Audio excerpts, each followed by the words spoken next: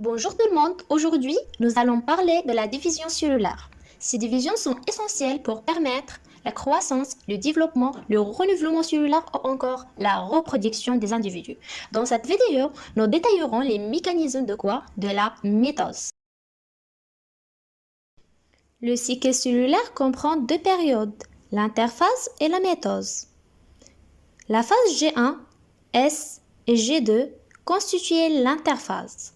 Et la phase M représente la division cellulaire. La division cellulaire comprend la division du noyau appelé mitose et la division du cytoplasme appelé cytodiérèse. La mitose ensuite décomposée en 4 phases, prophase, métaphase, anaphase et télophase. La première étape de la mitose, c'est la prophase. est la phase la plus longue de la division cellulaire. Elle est caractérisée par la condensation des fibres chromatiniennes dupliquées et la disparition du nucléole. Comme vous voyez ici, un chromosome individuel, au centre de chaque chromosome, un centromère.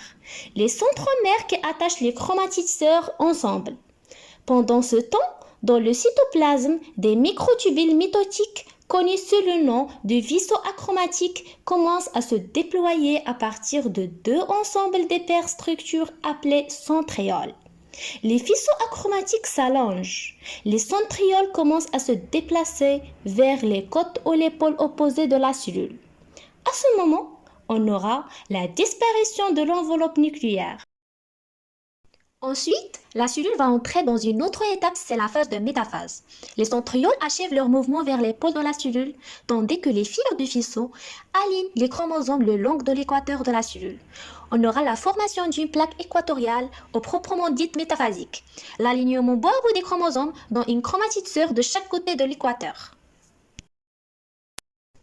L'anaphase suit la métaphase. Les fibres séparent les chromosomes sœurs au niveau de leur centromère. Une fois séparées les unes des autres, chaque chromatide est appelé un chromosome. Les chromosomes simples bruns forment une forme V lorsque les fibres du vaisseau se raccourcissent.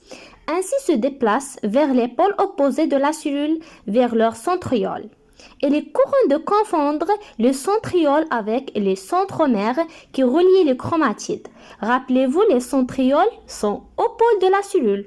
Télophase est l'état final de la mitose. Dans la télophase, les chromatides séparées se décondensent. Il y a une disparition de vaisseaux mitotiques, ou proprement dites achromatiques, et les enveloppes nucléaires de deux cellules filles se reconstituent. Alors, la division des noyaux est maintenant complétée. La deuxième étape de la phase M est la cytodiérèse.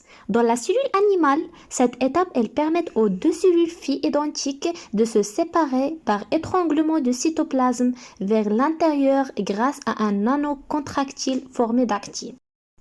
En revanche, dans la cellule végétale, la nouvelle paroi cellulaire se forme à partir du centre, c'est ce qu'on appelle fragmoplaste. Il scinde la cellule en deux à deux cellules filles parfaitement identiques.